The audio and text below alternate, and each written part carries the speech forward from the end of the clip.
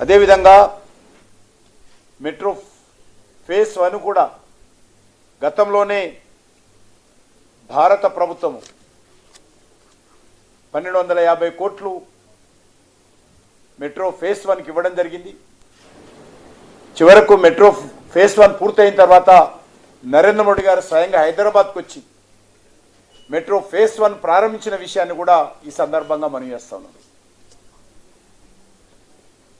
దేశవ్యాప్తంగా అనేక మెట్రోలకు second ఫేజ్కు third ఫేజ్కు ఏ రకంగానైతే కేంద్ర ప్రభుత్వం సహకారం అందిస్తుందో హైదరాబాద్ కూడా అదేవిధంగా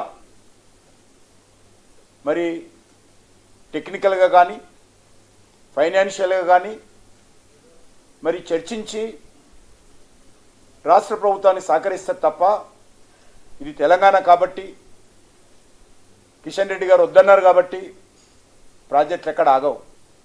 ఇంత అనాలోచితంగా దుందుడుకు విధానంతో ముఖ్యమంత్రి మాట్లాడము ఏమాత్రం సమంజసం కాదు. తెలంగాణ అభివృద్ధి పట్ల మాకు చిత్తశుద్ధి ఉంది. మాకు ఎవరి సర్టిఫికెటు అవసరం లేదనే విషయాన్ని ఈ సందర్భంగా మనవిస్తున్నాను. నాకు కానీ కేంద్ర ప్రభుత్వానికి కానీ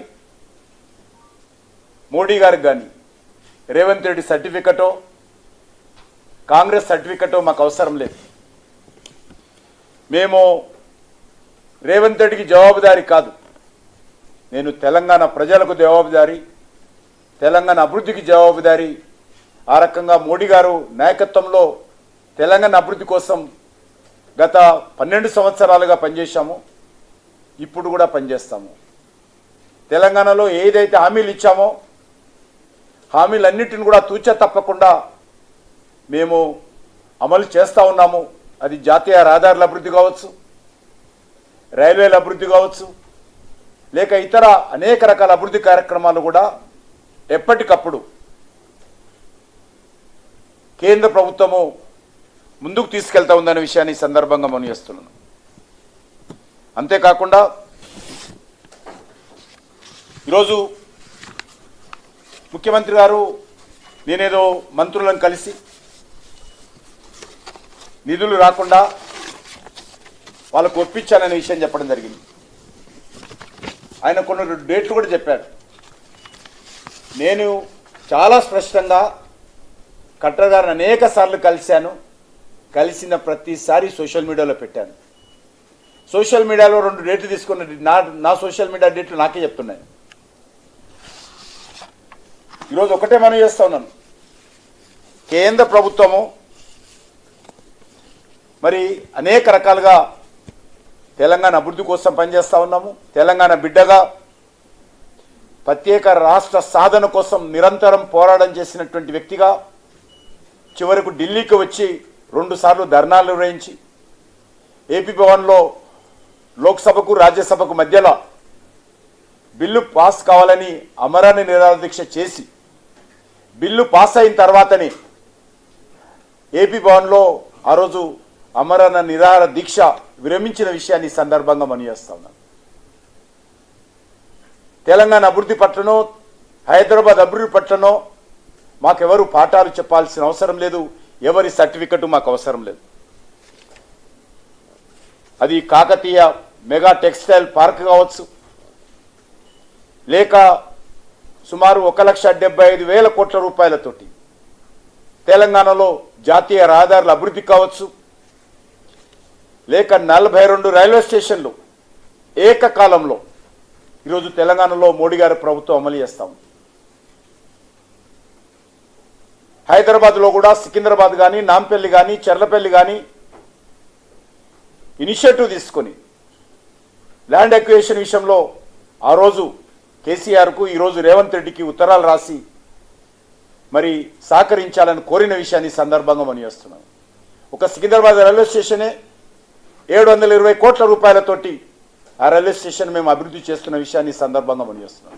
350 కోట్ల రూపాయలతో చెర్లపల్లి మన నాంపల్లి రైల్వే స్టేషన్ను ఏ రకంగా మరి పనులు ప్రారంభించామో ఈ సందర్భంగా మనం చేస్తున్నాను.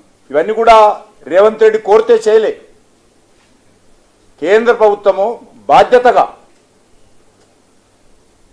మరి భావించాం కాబట్టే ఈ పనులు మొదలుపెట్టాము. అదే ఎంఎంటీఎస్ ఇచ్చినట్లయితే సిటీలో సెకండ్ ఫేజ్ కోసం నాడు కేసీఆర్ సహకరించకపోయినా మోడీ గారిని ఒప్పించి మోడీ గారిని హైదరాబాద్కు ఆహ్వానించి వారి చేతుల మీదుగా ఎంఎంటీఎస్ ప్రారంభించిన విషయాన్ని మనం చేస్తా ఉన్నాను.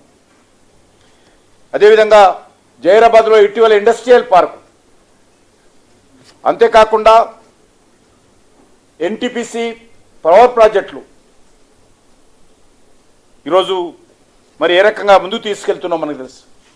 Railway manufacturing unit, railway factory ఈరోజు రాదనుకున్నటువంటి ఫ్యాక్టరీని మళ్ళీ తెలంగాణకు తీసుకొచ్చిన విషయాన్ని మనం చేస్తున్నాం. పార్లమెంటులో చెప్పడం జరిగింది, ఇక వీలు కాదు రైల్వే ప్రాజెక్ట్ అన్నటువంటి స్థలంలో కూడా మళ్ళీ ప్రాజెక్టును మళ్ళీ తెలంగాణకు తెచ్చి ఈరోజు 80% పనులు పూర్తి అయిపోయినాయి. ఆధునికమైనటువంటి రైల్వే కోచ్ల నిర్మాణం కానీ రైల్వే ఇంజన్ల నిర్మాణం కానీ అక్కడ జరపడానికి కేంద్ర ప్రభుత్వం నిర్ణయించిన విషయాన్ని ఈ సందర్భంగా మనం చేస్తున్నాను. అంతేకాకుండా మరి ఈరోజు మరి అనేక అభివృద్ధి కార్యక్రమాలు ఈరోజు కేంద్ర ప్రభుత్వము తెలంగాణలో అమలు చేస్తూ ఉంది.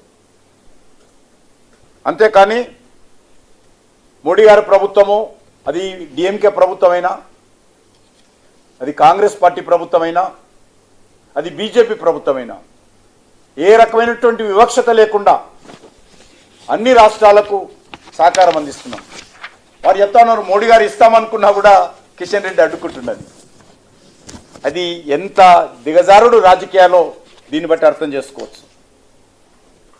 నేను ఒకటే మనం చేస్తున్నాను, ఇప్పుడు మా ప్రభుత్వం అన్ని రోజులు తెలంగాణ అభివృద్ధికి కట్టుబడి ఉన్నాం, భవిష్యత్తులో కూడా ఉంటాం, తప్పకుండా దిశలోనే ముందుకు చేస్తామని ఈ సందర్భంగా మనం చేస్తున్నాను.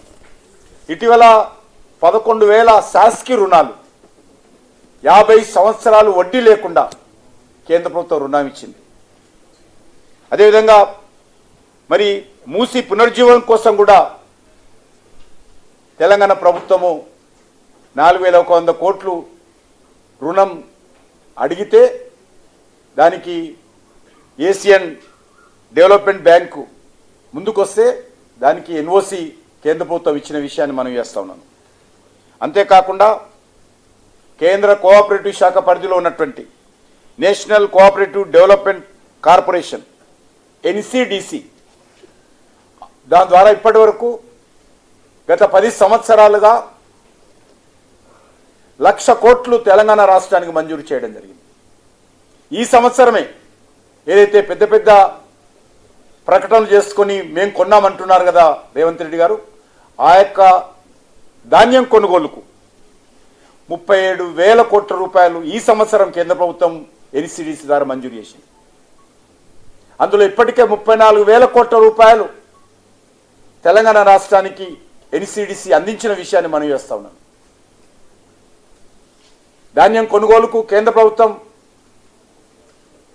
ఎన్సిడిసి ద్వారా ఇవ్వడమే కాకుండా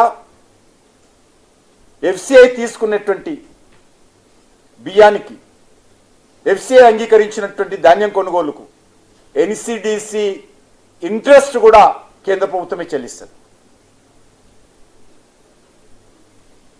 అంతేకాకుండా ఈరోజు ముఖ్యమంత్రి గారు ఆలోచన చేసుకోవాలి. వారు అనేకసార్లు కలిసి వచ్చారు, అనేక మార్పులు అర్బన్ డెవలప్ మినిస్ట్రీ రాష్ట్ర ప్రభుత్వం సూచించింది. రాష్ట్ర ప్రభుత్వం కూడా అనేక సార్లు ఈ యొక్క ప్రాజెక్టు సంబంధించినటువంటి అనేక మార్పులు కేంద్ర ప్రభుత్వాన్ని కూడా సూచించారు. ఇవి రెండు ప్రభుత్వాల మధ్యలో చర్చల ద్వారా టెక్నికల్గా ఎవాల్యూ చేసుకొని ఈ యొక్క ప్రాజెక్టు ముందుకు తీసుకెళ్లాల్సిన అవసరం ఉంది. అంతే తప్ప మరి రేవంత్ రెడ్డి గారు అనుకున్నట్టో కిషన్ రెడ్డి గారు వద్దన్నట్టో ఏ ప్రాజెక్టు ఆగదన్న విషయాన్ని ఈ సందర్భంగా మనం చేస్తున్నాను. మరి ఈరోజు ప్రాజెక్టులు ఆపే సంస్కృతి భారతీయ జనతా పార్టీకి లేదు. అది ఉంటే కాంగ్రెస్ పార్టీకి ఉండొచ్చు తప్ప భారతీయ జనతా పార్టీలో ఎప్పుడు కూడా సంస్కృతి ఆలోచన లేదు.